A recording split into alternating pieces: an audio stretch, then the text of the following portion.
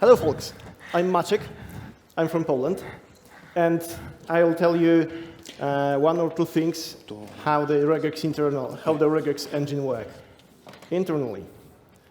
First thing, what is your first thought when you hear regex, regular expression?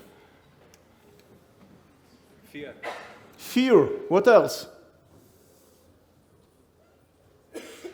Yeah. Sorry? Patterns. Yeah, of course. I came up with three things about regular expressions. First thing is that they are weird, right? Because when you write a regex, and it works perfectly well in Ruby, in my favorite language, it may not work when you copy it to another tool, to grep. This is pretty weird, right? That's why we need very good books when we use regular expressions. And this is one of them.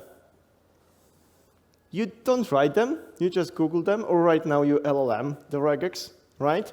Another thing, what is regex? It is surprising, right? Let's take Python regex. You write a regex, and then you apply it to a very innocent string, and then you take the same regex, just do the simple pattern matching. It is the same regex, and the string is shorter, just one character is shorter. And what is there? Instead of running below second, it runs 6 seconds. What is 6 seconds for a simple pattern matching? That's something weird and rather surprising. So we need to do a lot of trials and errors, and often more errors than trials, to write the right regex. What else? Regex are cryptic, right? Please tell me out loud what this regex does. Who knows? Nobody. It's cryptic, right? Because of this, regular expressions are very often code that you write, but you never read. And when you see them in the pull request, you skip them. Who reads the regular expressions during code review? Okay.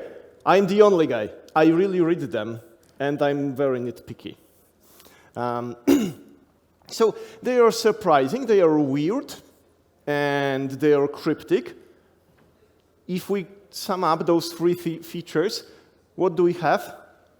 They are magical. They just work, and nobody knows why, right? Take a look at this one. What does it do? Why does it do it? How does it work? We don't know. We don't need programming books for regex. We need a book of spell, right? You write the right spell, and it works. You write the wrong spell, and everything blows out. Is it true? Is it your feeling about regex? At least sometime? It used to be my feeling about regex when I started using them. They were purely magical, and they were very hard to use. And they are not right now. And I'm very happy about this because, I work for Chattermill. And at Chattermill, we process customer feedback. It means that when you send a complaint to H&M, or you want to blow your steam that your Just Eat delivery was late, you write a comment there. Most probably, this comment ends up in our database, and we process it through several layers of data science algorithms and some machine learning magic, like real magic. But we do a lot of text processing, so we do a lot of regular expressions, and it's very practical to know them when you do text processing. So I no longer treat regular expressions as magic. And what happened between the point that it was magic and it wasn't? Well, I'm taking you on this journey. I need to warn you, though, that after this talk, you will probably look at regular expressions differently. You will never look the same at them. So this is the last safe moment to leave the room, if you're afraid. But if you want to set out for this journey, let's go. First of all, do you know regex? Do you sometimes write them? And why do I say that, ask if you speak regex? Well, at most of all, why is it so hard to write them? Have you thought about this? Well, when you write a regex, it feels off. It is because you need to switch a language. I guess that most of you are not English speakers natively. So when we need to speak English, it's simple. When we speak our native language, it's simple. But when we need to switch, that's harder. And when we need to switch between two foreign languages, it's even harder. And it's the same with regex. Look at the SDKs that we have for regex. We compile the pattern, we execute a pattern, because it is a separate language. So what else can we do about regex? When we take Onigmo, this is a nice Ruby library that wraps Ruby regular expressions engine and gives some debugging capabilities. It's not for production use, it's to understand the engine better. You can parse a regular expression and you see the abstract syntax tree. You can see how this regular expression is interpreted and how this regular expression is understood by the engine. You can take a step further. You can compile a regular expression and you can see how it is executed. You can see all the mnemonics, and it looks like the code you sent to the machine, right? Or rather to virtual machine. And this is true because many of regex engines are virtual machines that are fed with the compiled regex. So if we know that this is a language, what kind of language is it? Well, it is a regular language, and I learned it the hard way. My first real contact with regex was at the university when I had to write a simple parser for algebraic expressions. And I thought that that's great, that's string processing. Let's use this nice regex thing. And I tried to do it. The problem was that I had to do correct bracket sparing, parenthesis sparing. And I learned it is impossible. Why? Because I didn't know it then, but I learned it quickly, that a regular expression covers only regular languages. And a regular language is a language that when you can add another character only on one side of the current string. And it means that you can't really balance anything because you add only on one side. What I learned later on the next course on automatons is that what I needed was a context-free language, which allows you to add on both sides. And we are not talking about context-free languages here. But I thought, yeah, so regex was not the right tool. So what is this regular language? It can be expressed in three ways. First is the grammar. You can still remember it from the university, but we don't use it very often. Second way of expressing it is the regular expression, the regex. And the third one is a finite automaton. And this automaton will come in handy very quickly because we will use it to show how the regular expression is interpreted. If we take this simple expression, we have two ways of executing it. The first is string directed. It means that we go over the string character by character, we iterate over the string, and we try to match all the branches that are in the regular expression, and we prune if they don't fit. So first day, second day, we go through both branches in the regular expression, and we go further, and we reach the point when we have either B or A in the regular expression, and the string says A, so we prune one of the branches, and we reach the final state, and we see that this expression is matched. There is another way of doing so. It is called pattern directed, because we iterate over the pattern as it was a string, and we jump over the string. So we start from the left, we take the first branch, first A, second A, and then we reach B, and we realize that there is no B to match, and we need to start over with going through the string. So notice how the cursor on the string jumped to the beginning. And we try another branch, and this time it's match. What we did was backtracking. It's a very important term in regular expressions.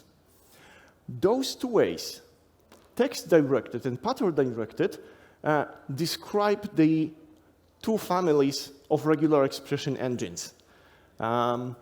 Text-directed is earlier. It's 1968. It's Thomas. It was a relatively short C program, 400 lines of C. Everybody knows C, right? So we could write, theoretically, we could read this engine and understand it. And it was based on non-deterministic finite automata. Automata is just a trivia. And of course, as we always do in the computer science, if we have a good solution, we need another one. It was based on deterministic finite automata. It was Larry Wall in 1987.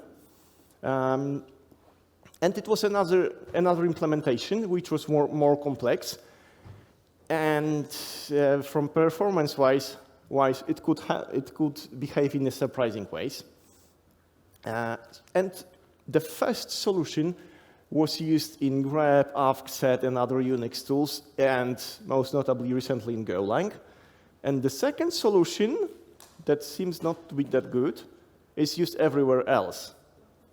In every language that you know that's probably has probably pattern-directed regular expression, and it all originates from Perl, and even the name says so because it's Perl-compatible regular expression.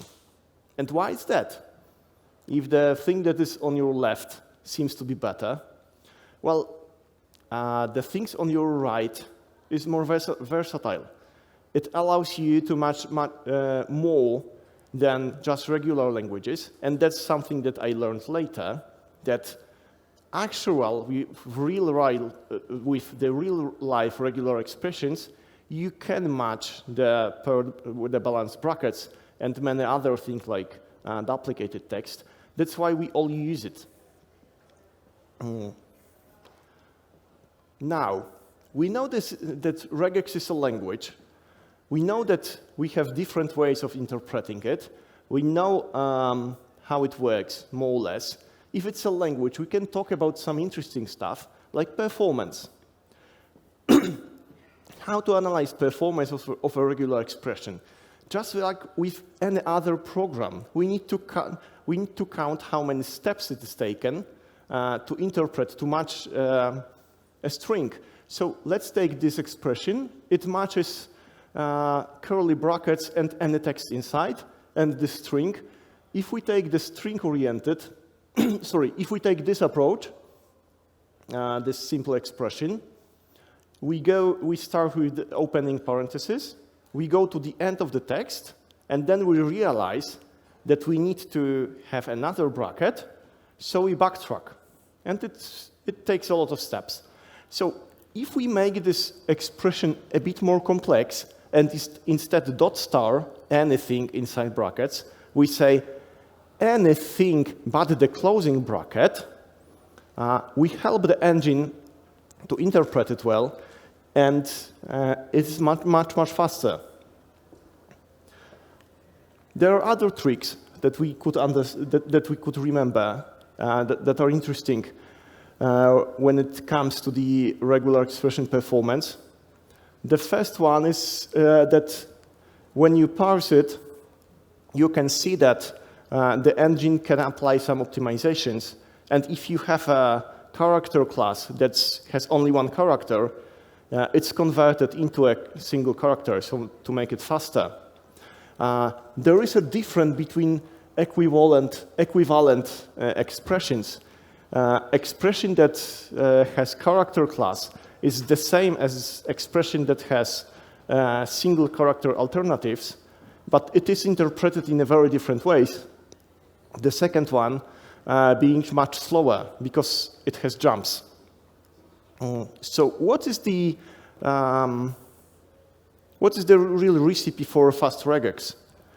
You need to limit backtracking, because by doing so, you limit the number of trials and errors the regex engine does, and because of this, it's much faster. And the first thing you need to do is make sure that your patterns are precise, that you avoid being lazy, you avoid using .star everywhere. Instead, you give a precise pattern that limits the guesswork.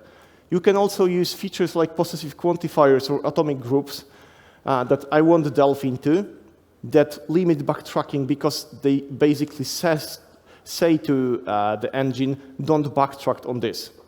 You can do more. Instead of using long alternatives that increase the cost of backtracking, you can use short ones. You can also replace short alternatives with character classes whenever possible. And because of this, your regex matching will be faster. Yeah, you've seen this.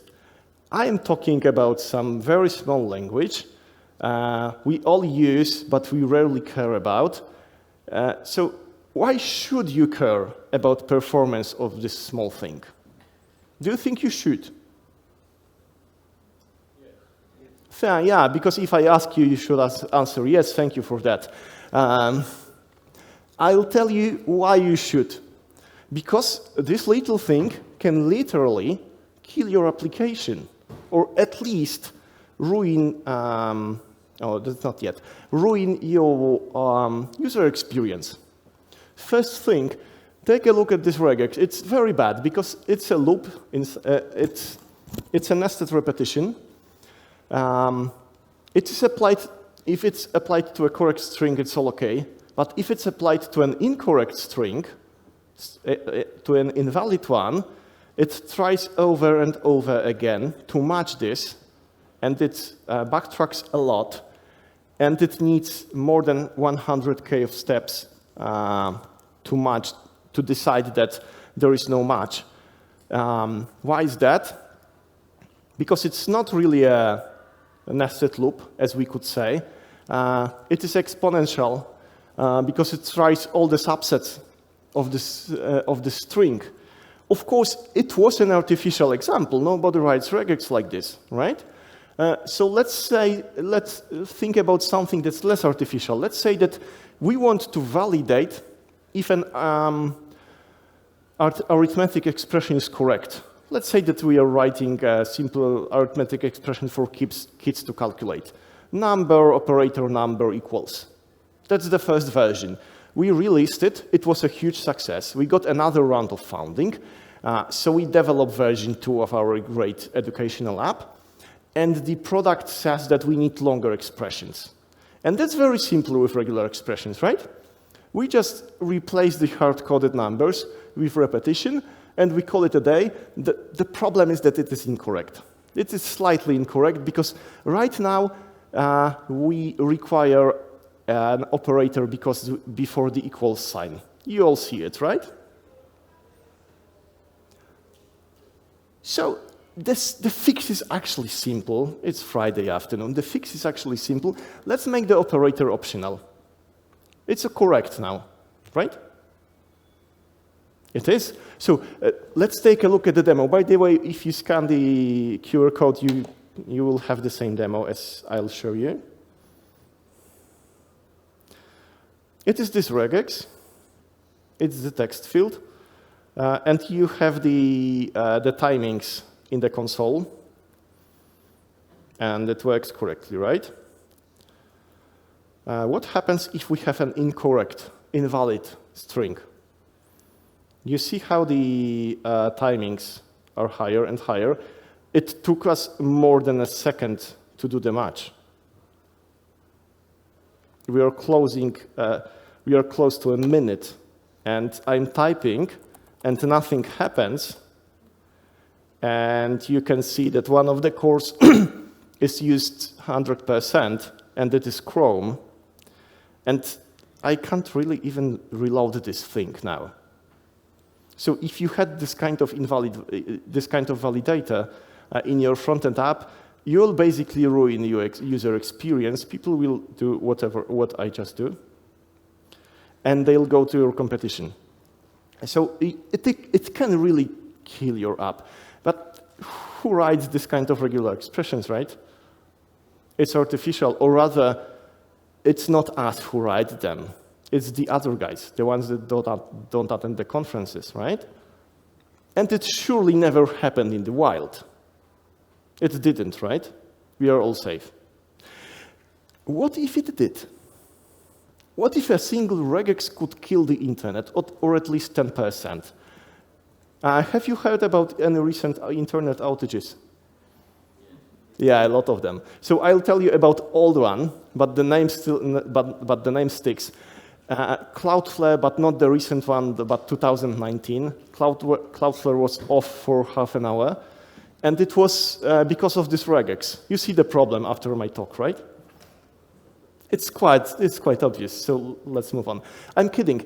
The problem is at the end of this regex, it's this particularly nasty repetition, and if we can make it even simpler, it goes down to anything repeated after anything repeated and equals and anything. There is a lot of ambiguity, and it is very, very bad for a regex engine. So when it was applied to this string, it basically killed Cloudflare servers because it used 100% CPU. You've just seen it on the demo. What could be worse than killing 10% of the internet? Killing a single site. Killing Stack Overflow. At least it was when people were actually writing answers there. And the same thing happened to Stack Overflow. They had a regex that was checking space at the end of the string to trim it at the end of the answer. Problem was that somebody wrote an answer with 20,000 white spaces at the end and then a dot. This regex went quadratic, and it killed Stack Overflow for half an hour. What is the worst thing of Stack Overflow being down? You can't check Stack Overflow how to fix it, right? Again, it could be tested. I'll send you a link later to a test bed. So does it mean that we shouldn't use regex in the wild? Are we doomed? Here is an example of allowing a user to use regex. This course is an internet forum. It's written in Ruby, and Saffron, a developer from this company, wrote about their case. They noticed that on the user servers, CPU was highly used, and he tracked it down to this regular expression that was replacing spaces and punctuation in French to thin space and punctuation, because in French sometimes you need a space before exclamation mark or question mark. Problem was that this expression, for some weird reason, wasn't applied to a book like this. It was applied, and this regex was particularly invalid because there was a repeated space or nothing, which is also a very bad thing to tell a regular expression engine to repeat nothing. And to make it worse, it wasn't applied to a book, it was applied to logs, which had a lot of white spaces, and it killed the servers. So, let's get back to my original questions. Are we doomed? Should we ban regular expressions? We have some books that will help us. It is the first one. That's the general strategy. And there is another one. If something bad happens, we need to find who is to blame, right? It's not us. You just need to use our app correctly. And to be more serious, the situation is not that grim. Even since I started being interested in regular expressions a few years ago, it is getting better and better. I'm following Ruby development, like Ruby the language development. One feature that was added a few years back is a timeout, and it is also in Perl and in .NET. It means that you can set a timeout on a regex, and if it takes more than this timeout, the regex will error out. So it's not perfect, but at least it doesn't kill your application. Another feature that was introduced to Ruby, I think 2 years back, is memoization. It is pretty complex. It was a huge overhaul of the whole regex engine. It makes the engine more performant. It trades time for memory, basically. And because of this, those regular expressions that were unsafe are now faster. When I joined my company, first thing I did was scanning all the regexes in our code base to find potentially unsafe one and to brag that I found a security issue. But when I tested them with the new Ruby version, I realized that they are linear, that they are fast because of the advancement in the engine that we use. And there is even more. Go and Rust, by default, use non-backtracking engines.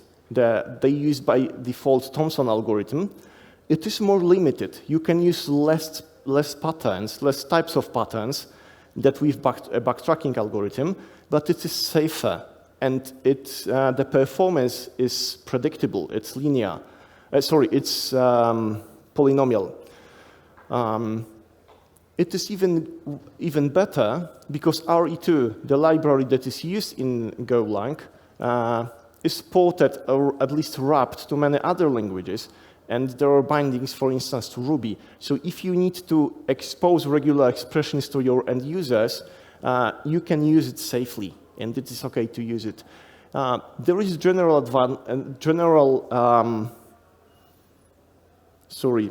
awareness that regex could be dangerous, and the engines are getting better and better, at least in most of the at least in the most mainstream languages.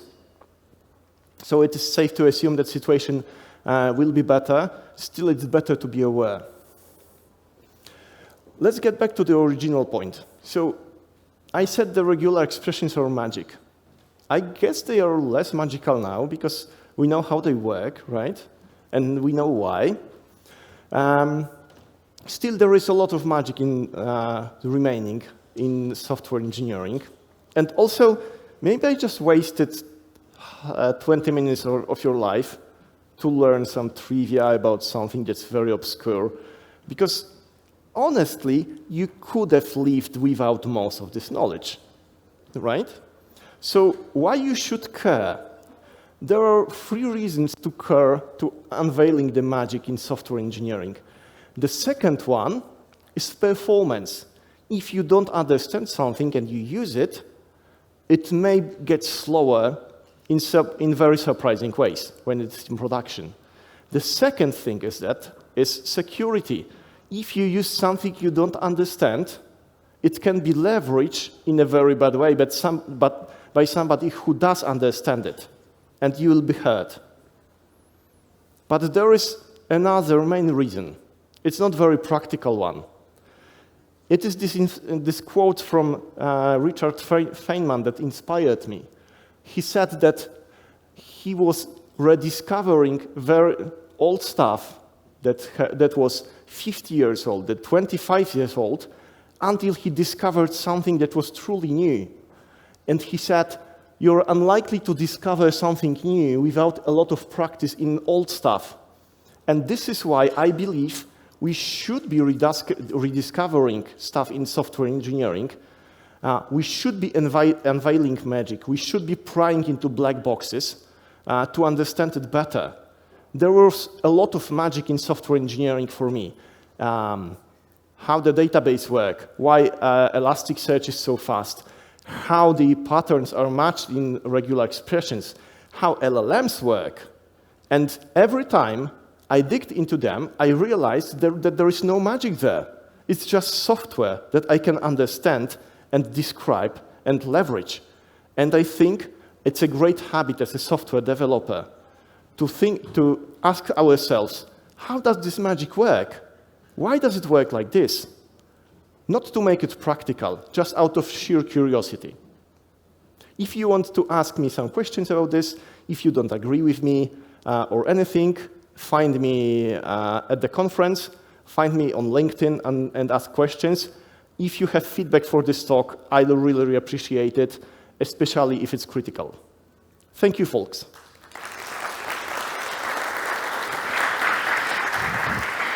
Thank you.